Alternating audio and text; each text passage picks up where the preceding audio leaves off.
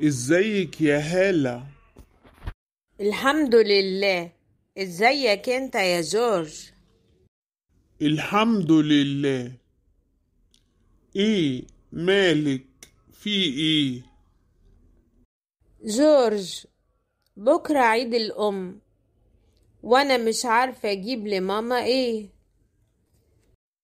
اه صح، بكرة عيد الام. مم. مامتك بتحب ايه؟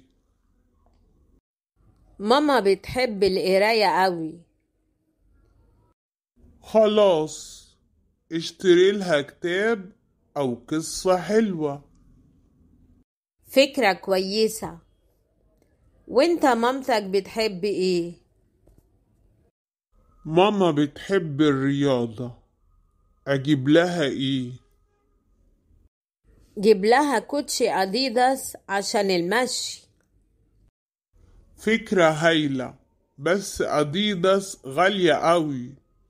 انا هفكر في حاجة تانية.